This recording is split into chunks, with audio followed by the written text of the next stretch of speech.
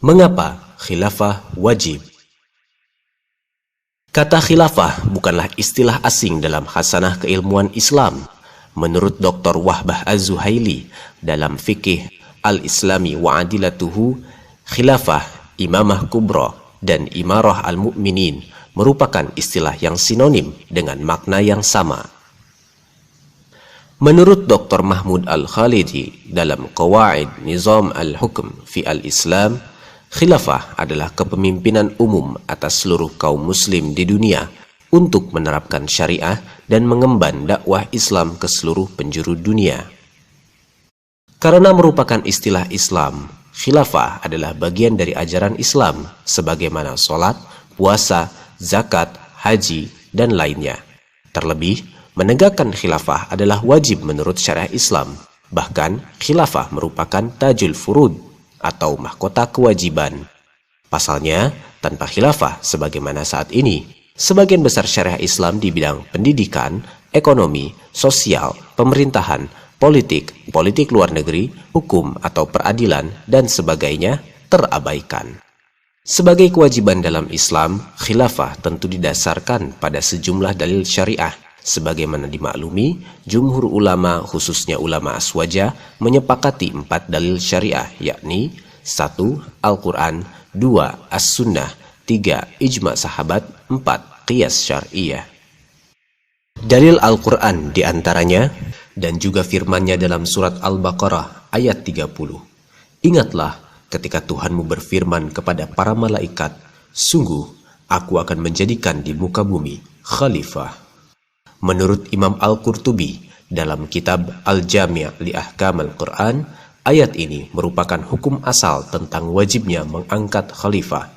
Bahkan ia kemudian menegaskan tidak ada perbedaan pendapat mengenai kewajiban mengangkat khalifah ini di kalangan umat dan para imam mazhab, kecuali pendapat yang diriwayatkan dari Al-Asam yang tuli tentang syariah. Dan siapa saja yang berpendapat dengan pendapatnya serta mengikuti pendapat dan mazhabnya.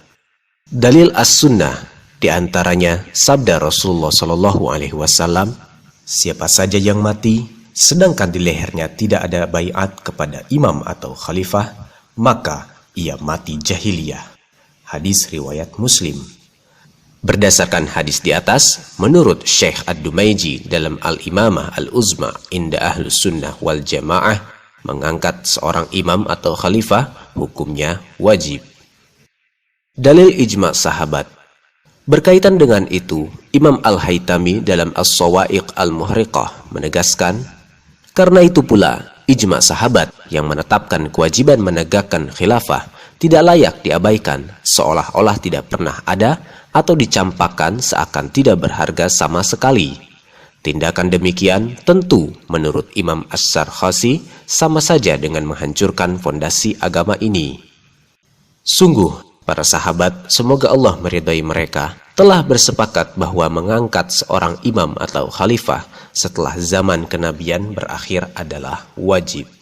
Bahkan, mereka menjadikan upaya mengangkat imam atau khalifah sebagai kewajiban paling penting.